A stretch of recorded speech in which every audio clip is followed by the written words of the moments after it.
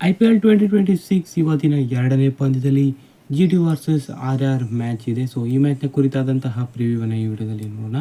ಅದಕ್ಕೂ ಮೊದಲು ಚಾನಲ್ಗೆ ಹೊಸಬರಾಗಿದೆ ದಯವಿಟ್ಟು ಸಬ್ಸ್ಕ್ರೈಬ್ ಮಾಡ್ಕೊಳ್ಳಿ. ಬನ್ನಿ ವಿಡಿಯೋನ ಪಟ ಅಂತ ಸ್ಟಾರ್ಟ್ ಮಾಡೋಣ. ಸೊ ರಾಜಸ್ಥಾನ್ ರಾಯಲ್ಸ್ ಒಳ್ಳೆ ಮೂಮೆಂಟಮ್ನಲ್ಲಿದ್ದಾರೆ, ಯಾಕಂದರೆ ಒಂದು ಬಿಗ್ ವಿಕ್ಟ್ರಿ ಬಂದಿದೆ ಅವರಿಗೆ. ಇನ್ನು GT ತಮ್ಮ ಮೊದಲ ವಿನ್ನಿಂಗಾಗಿ ಹುಡುಕಾಟ ಮಾಡ್ತಿದ್ದಾರೆ. ಸೊ ಹಾಗಾಗಿ ಇವತ್ತಿನ ಪಂದ್ಯ ಇಂಟ್ರೆಸ್ಟಿಂಗ್ ಆಗಿರಬಹುದು ಅಂತ ಅನಿಸ್ತಾ ಇದೆ. ಸೊ ನರೇಂದ್ರ ಮೋದಿ ಸ್ಟೇಡಿಯಂನಲ್ಲಿ ಇವತ್ತಿನ ಮ್ಯಾಚ್ 7:30ಕ್ಕೆ ಸ್ಟಾರ್ಟ್ ಆಗಲಿದೆ.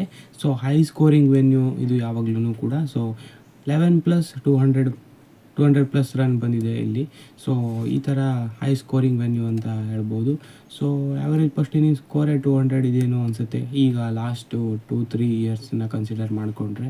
ಸೊ ಹಾಗಾಗಿ 200 ಹೊಡೆದ್ರೂ ಅಷ್ಟೊಂದು ಸೇಫ್ ಅಂತ ಅನ್ಸ್ಕೊಳ್ಳೋದಿಲ್ಲ ಈ ಸ್ಟೇಡಿಯಂನಲ್ಲಿ.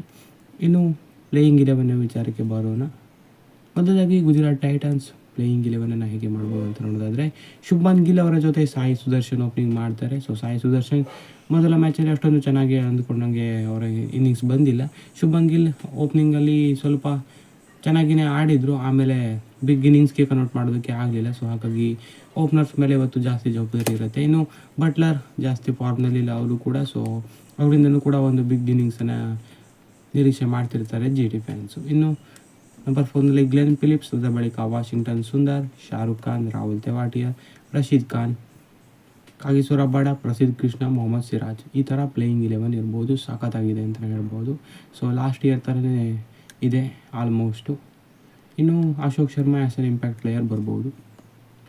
ಸೊ ಚೆನ್ನಾಗಿಯೇ ಇದೆ GT ಪ್ಲೇಯಿಂಗ್ 11. ಇನ್ನು ರಾಜಸ್ಥಾನ್ ರಾಯಲ್ಸ್ ಕಡೆ ಬಂದರೆ ಡಾಂಬರ್ ಡಿಮಿರಿ ಆಗಿ ಆಡೋ ವೈಭವ್ ಸೂರ್ಯವಂಶಿ ಒಂದು ಕಡೆ ಆದರೆ, ಇನ್ನೊಂದು ಕಡೆ ಜೈಸ್ವಾಲ್ ಅವರು ಅವ್ರಿಗೆ ಸಪೋರ್ಟ್ ಕೊಡ್ತಾ ಇದ್ದಾರೆ.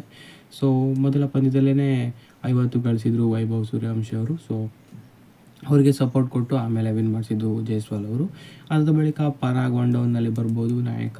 ಅದಾದ ಬಳಿಕ Dhruv Jurel, Shimron Hetmyer, Donovan Ferreira, Ravindra Jadeja, Jofra Archer, Nandre Burger, Ravi Bishnoi, Sandeep Sharma. ಇವ್ರದ್ದು ಕೂಡ ಪ್ಲೇಯಿಂಗ್ 11 ನೆಕ್ಸ್ಟ್ ಲೆವೆಲ್ ಆಗಿದೆ ಅಂತ ಹೇಳ್ಬೋದು. Brijesh Sharma as an impact player ಬರ್ಬೋದು ಅಂತ ಅನಿಸ್ತಾ ಇದೆ. ಸೊ ಹಾಗಾಗಿ ನೆಕ್ಸ್ಟ್ ಲೆವೆಲ್ ಆಗಿರೋ ಮ್ಯಾಚಪ್ ನೋಡೋದಕ್ಕೆ ಸಿಗುತ್ತೆ.